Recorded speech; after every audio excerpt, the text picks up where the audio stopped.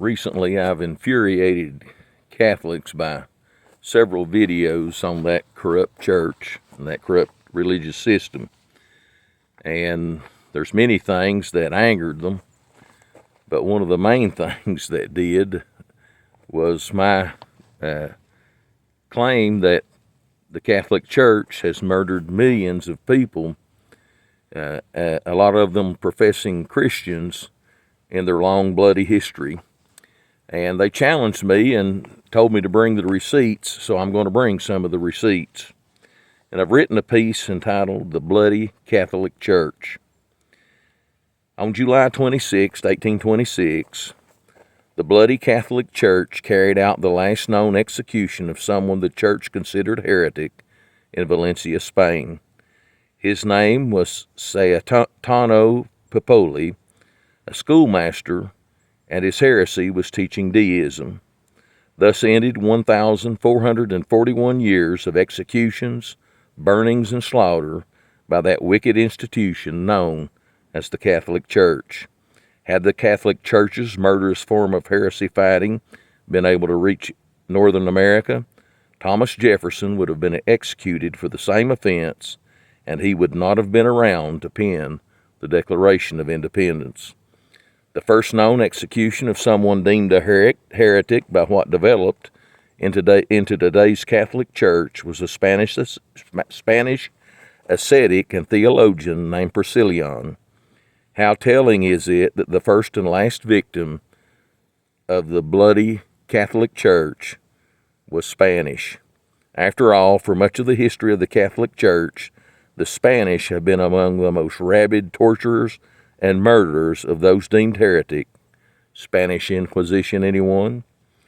In the period in between 385 AD and 1826 AD, the Catholic Church, often using Catholic rulers, nobles, and knights, executed individuals by various means, often using their favorite form of execution by burning at the stake.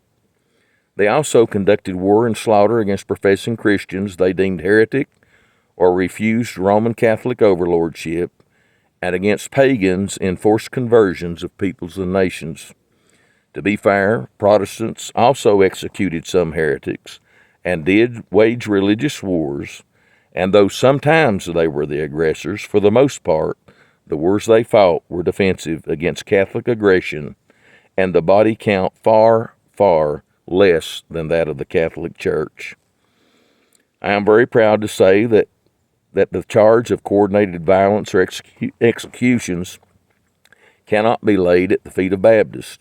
Of course, we as a group or groups have never sought our own power to lord it over people of other denominations or religions, but rather have stood against such, and there are many other denominations today who can say the same. Everyone who knows anything about history knows of the Crusades against the Muslims in the Holy Land, but there were also wars conducted by the Catholic Church against groups of professing Christians, some who indeed would be considered heretical even by us today, but that is no excuse to slaughter people. The first war waged against perceived heretics was the Albigensian Crusade against the Cathars in southern France from 1209 to 1229. In 1208, Pope Innocent III, and what a joke that name is, initiated his crusade to destroy Catholicism. At first, he tried to do it by peaceful conversion, that is, by just using the threat of force, but after the murder of a papal legate, quickly moved to military force, primarily led by the French crown. By the time that they were done with their crusade of genocide, an estimated 200,000 to 1 million Cathars had been slaughtered. Some consider the Cathar Crusade as the bloodiest crusade in history, but the Catholics weren't done. Other wars and crusades against professing Christians and pagans include the Saxon Forced Conversion Wars from 772 to 804, the Hussite Wars from 1419 to 1434, the Northern Crusade from the 12th to 15th century, again to force conversion of pagans in Northern and Eastern Europe, led by the Teutonic Knights. During the Crusades in the Middle East and on their way there, they the Catholic Knights sacked Christian cities and slaughtered other Christians and some Jews for good measure. Nobody knows exactly how many people the Catholic Church has killed in its long bloody history, but it is estimated to be in the millions. And I did not include, I meant to, but I did not include the French Huguenot Wars, and lasted for a long time. A lot of people were killed, and finally the Huguenots were forced to flee France to England and Northern Ireland, and then eventually a lot of them to the United States.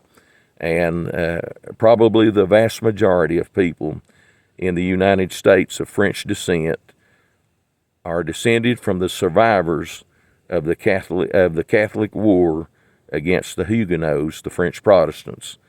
The Catholic Church does indeed have a very, very long history of bloody wars and persecutions and horrible executions of anybody that they deemed heretic or who refused the Catholic doctrine or refused to bow the knee to the Pope at Rome and the authorities at Rome.